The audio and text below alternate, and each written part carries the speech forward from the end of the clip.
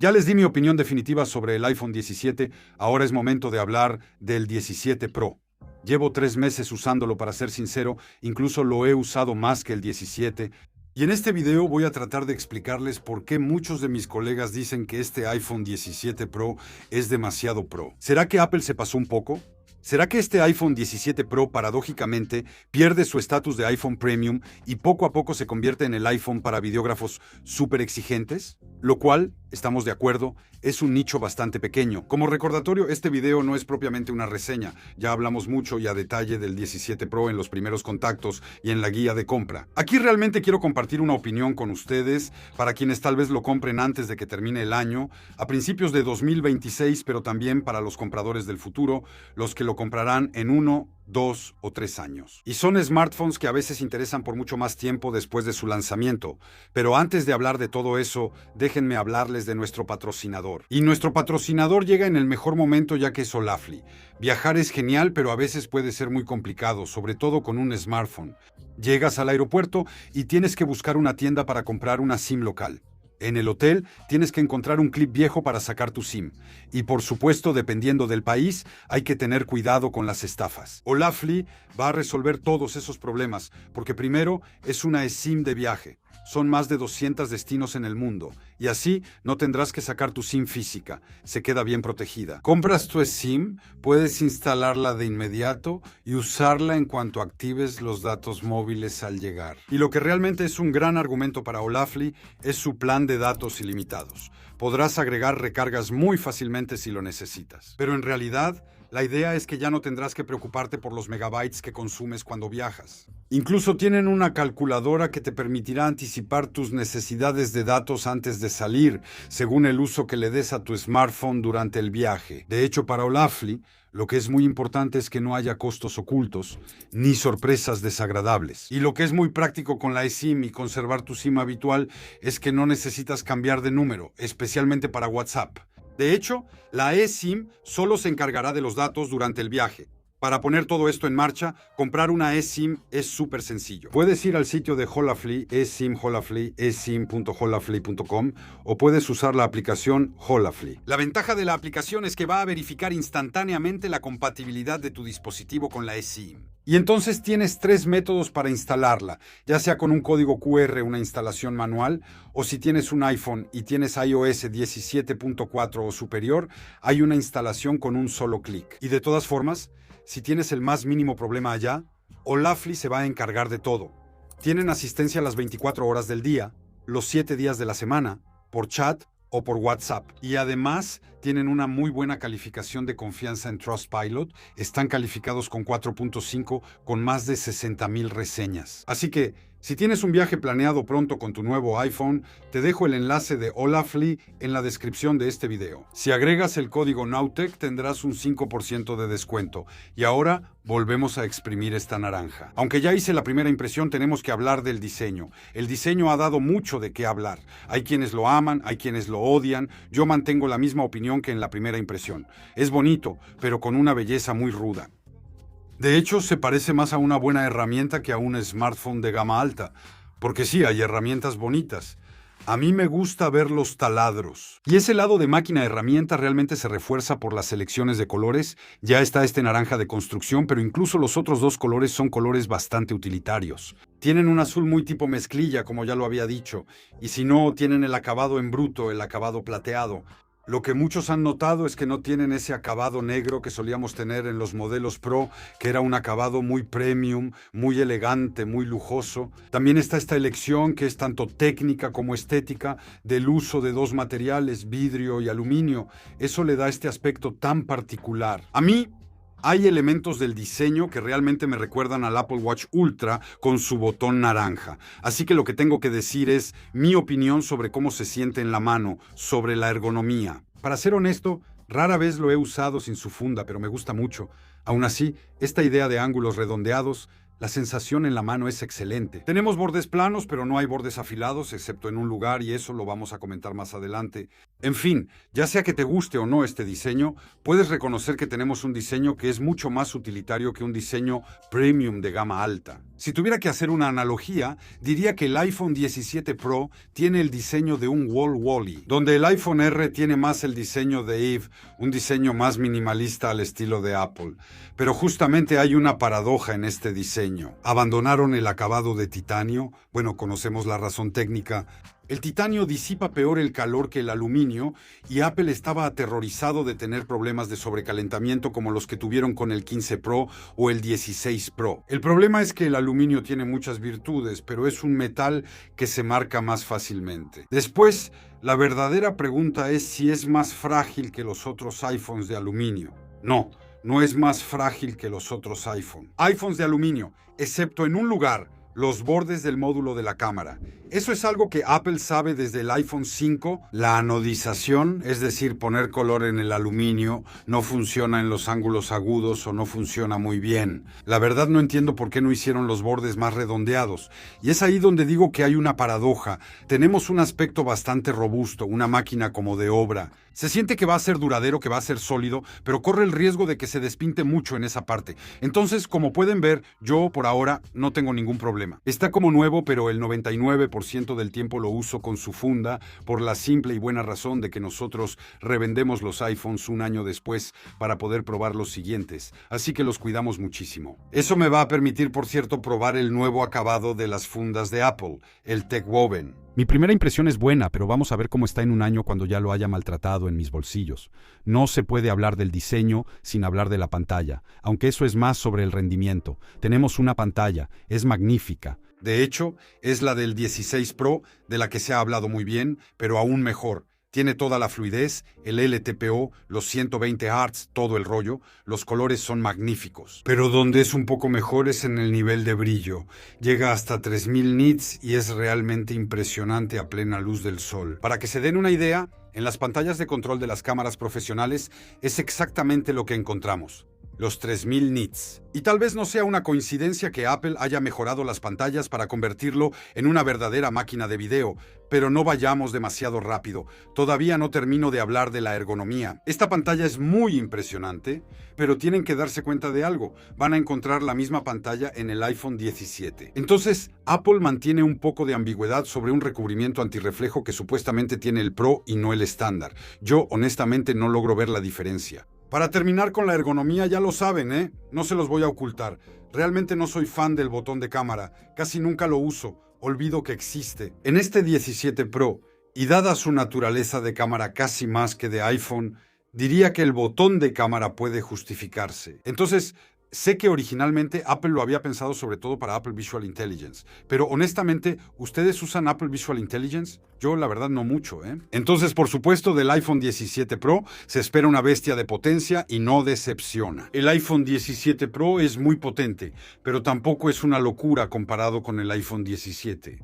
Entonces sí, técnicamente en la hoja de especificaciones hay más RAM, tenemos un núcleo de GPU extra, pero en la práctica, al usarlo, me cuesta ver la diferencia. Entonces, tal vez las aplicaciones todavía no están disponibles y hay algo que es seguro, y aquí me dirijo a los compradores del futuro: la diferencia de RAM será muy visible. Si Apple logra implementar Apple Intelligence que funcione de manera local, ahí tal vez se ampliará la diferencia entre el iPhone 17 y el 17 Pro. Y por ahora no es así. De hecho, lo que van a notar más que la potencia es un poco la resistencia al calor. Y eso es lo que aporta este famoso sistema de refrigeración por cámara de vapor. De hecho, eso va a ser la garantía para ustedes de que su iPhone 17 Pro va a poder funcionar al máximo durante mucho más tiempo. Y eso sin sobrecalentamiento importante. Y es una verdadera comodidad. Si eres un usuario avanzado, ya sea que juegues videojuegos de manera intensiva o que lo uses intensamente como cámara en grabaciones largas. Y es un poco lo mismo en cuanto a la autonomía respecto a lo que decía sobre la potencia.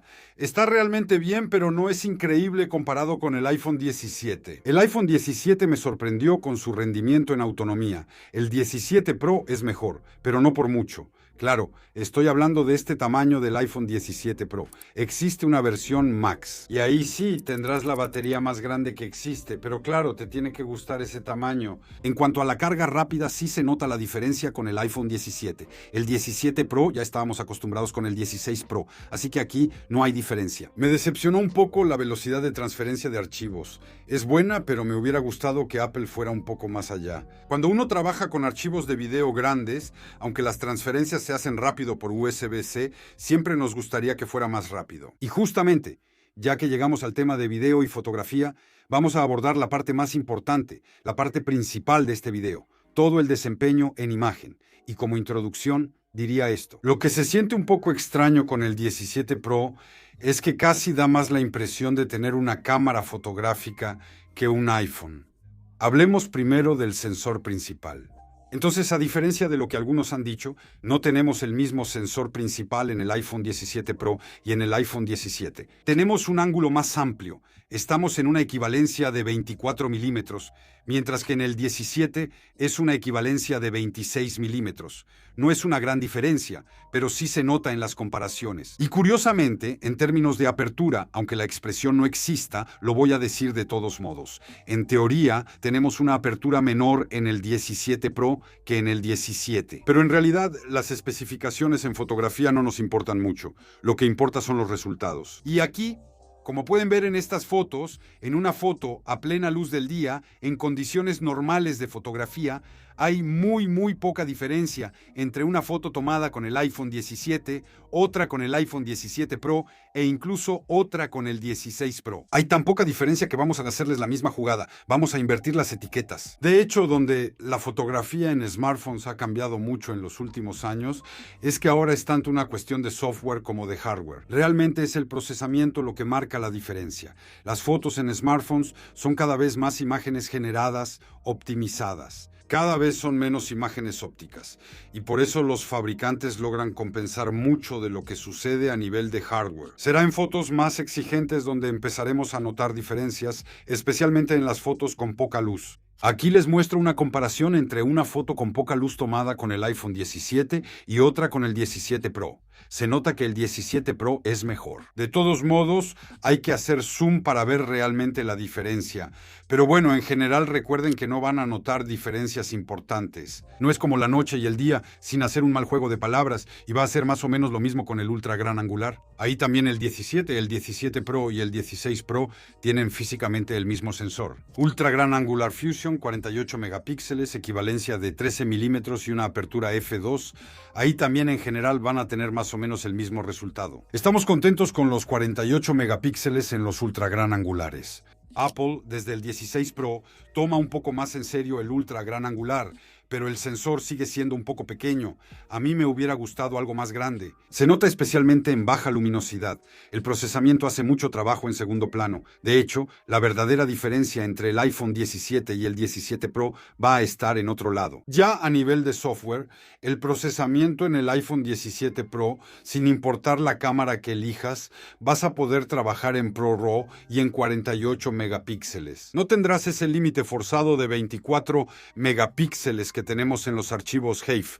Pero ojo, eso no significa que vayas a tener mejores fotos haciendo eso. Eso solo significa que vas a tener más margen en la postproducción de tus imágenes. Cuando tomas tu foto en HEIF en el iPhone 17 o el 17 Pro, tu iPhone va a hacer todo su procesamiento, tomar muchas fotos, optimizar todo eso y entregarte la mejor foto posible. Lo que yo llamo una foto un poco artificial, pero muy bonita.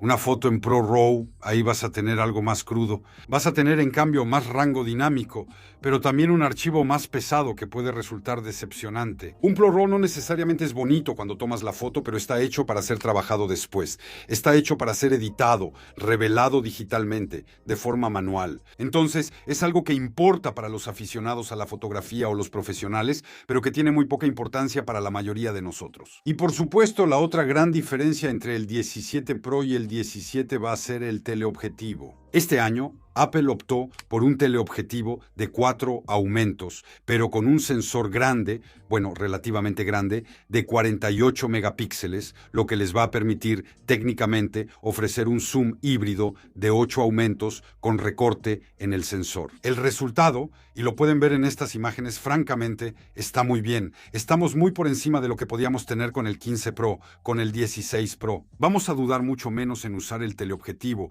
porque antes cada vez pensábamos, bueno, la foto está con el teleobjetivo, pero de todos modos va a ser mucho peor que con el sensor principal. La elección de un equivalente a 100 milímetros, el zoom de 4 aumentos es una opción más cómoda que el de 5 aumentos, porque es cierto que el de 5 aumentos a veces nos dejaba demasiado lejos. Teníamos que retroceder respecto al sujeto. Y es cierto que este zoom a 8 aumentos por recorte de sensor no es realmente un zoom óptico, pero da muy buenos resultados. Y como el sensor es más grande, tenemos buenos resultados en baja luminosidad. Puedes ir más allá de los 8 aumentos, puedes llegar hasta 40 aumentos, pero como siempre pasa con los smartphones, cuando los llevas al extremo, a menos que seas un fanático del amasijo de píxeles, no vas a tener fotos muy interesantes. Por más que le agreguen mucha inteligencia artificial, que reconstruyan las imágenes y todo eso, bueno, sigue siendo algo un poco anecdótico. De todos modos, hice un experimento divertido, porque recuerden hace varios años cuando empezaron a poner grandes zooms en los smartphones, hubo toda esa historia de las lunas falsas. Anoche tuve suerte,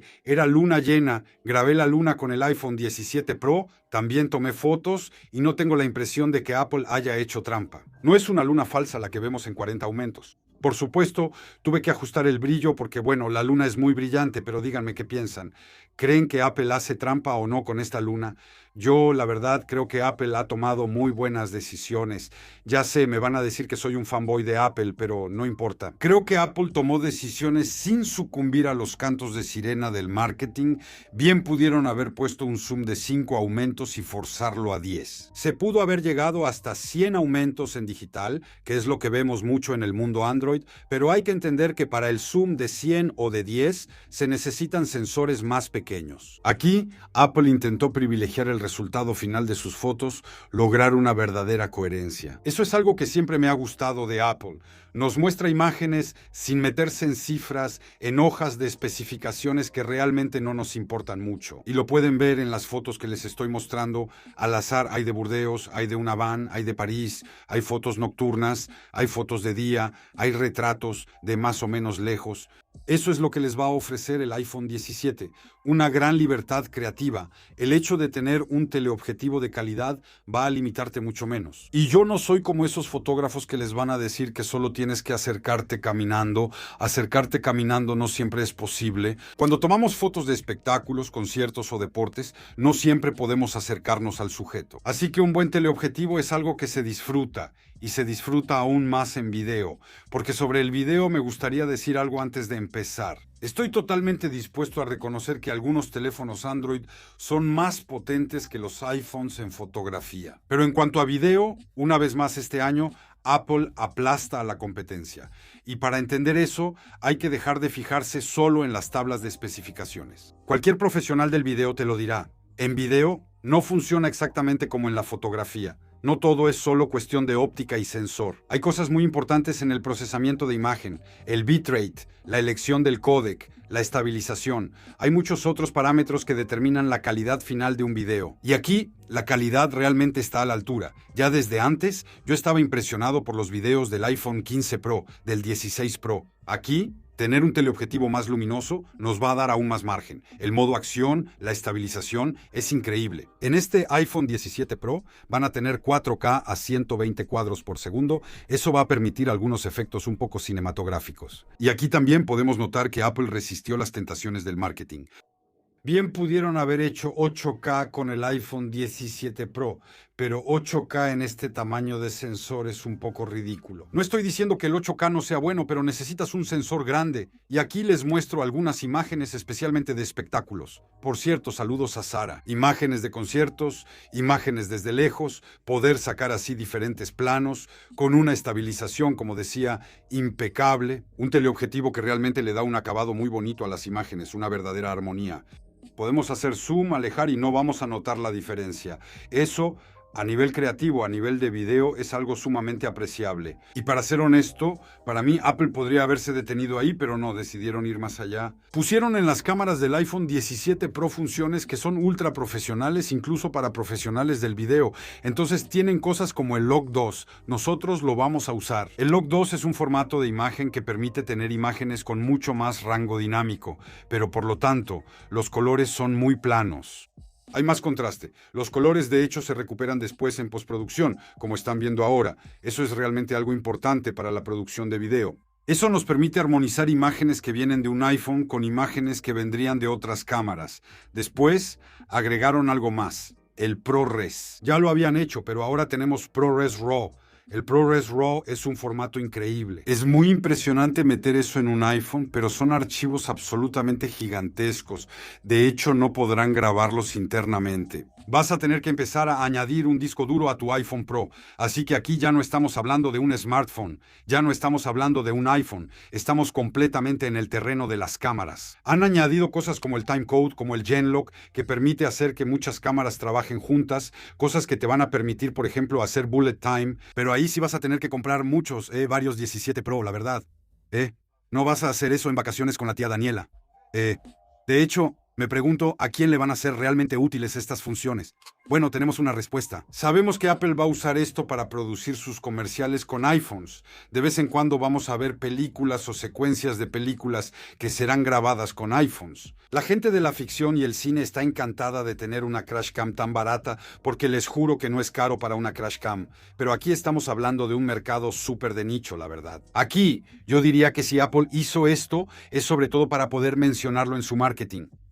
Eso realmente no les va a ser útil. Por supuesto, hay que añadir a estas cámaras la excelente cámara selfie. La voy a detallar mucho más en mi prueba del iPhone R, pero de todas formas quería mostrarles un ejemplo. Un ejemplo un poco de blogging con la famosa incrustación de las dos imágenes que ahora se puede hacer de forma nativa. Y eso también les va a permitir escuchar la buena calidad de los micrófonos del iPhone. Había mucho viento donde yo estaba en Bretaña.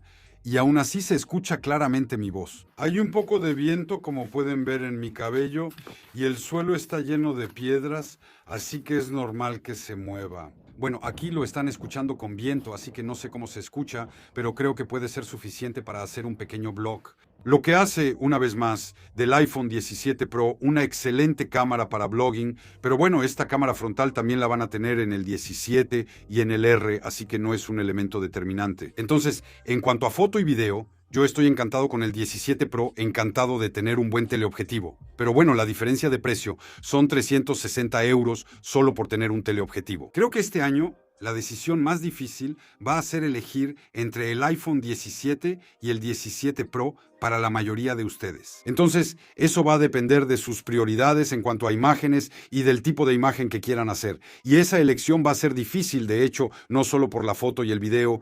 Este año, lo que caracteriza el lanzamiento de estos iPhones es que hay muy poca diferencia entre el 17 y el 17 Pro, salvo una gran diferencia de precio. Antes, la elección era fácil, el Pro siempre era el modelo Premium, tenía muchas más funciones que el modelo estándar. Y de hecho se nota por algunas decisiones de diseño y algunas decisiones técnicas que Apple ya no quiere que el iPhone Pro sea el iPhone Premium. De hecho, a Apple le hubiera gustado que este año viéramos el iPhone R como el verdadero iPhone Premium, el que tiene lo mejor de su diseño. Lo que quisieron hacer con el Pro fue ponerlo mejor en cuanto a imagen. ¿Será una decisión de marketing que mantendrán en el futuro? ¿Será que los Pro seguirán siendo supercámaras y que tendremos una línea más premium que empieza con el R, que probablemente continuará con los Fold? Eso, el futuro nos lo dirá. Bueno, como mi trabajo es producir imágenes, soy creador de contenido. El 17 Pro me queda perfecto. Diría que incluso es demasiado para mí. Si Apple hubiera sacado un 17 con un teleobjetivo, habría sido la mejor opción para mí. Y diría incluso que si no trabajara para un canal de tecnología que compra los iPhones cada año para probarlos, yo sería muy feliz. Con un 15 Pro o incluso con un 14 o un 13 Pro, me gustaban los 13, los 14 con su acabado en acero inoxidable, eran bonitos. Y el 11 con ese verde profundo, ese era el iPhone más bonito. ¿Quieren que hagamos una tier list de iPhones de los últimos 20 años? Espero que este video les haya aclarado un poco las cosas. Al menos esa es mi opinión, mi Nowtech, sobre el iPhone 17 Pro. Y si todavía dudan entre los diferentes modelos, lo cual es totalmente comprensible, se los recuerdo. Una vez más, hicimos una guía de compra muy completa sobre los iPhones de este año y también de los años anteriores para ayudarles a determinar finalmente cuáles son sus necesidades. Y con esto, iba a desearles una feliz Navidad, pero nos veremos antes de Navidad. Pero de todas formas, los veo muy pronto en el próximo video. No le faltará aire. Jejeje.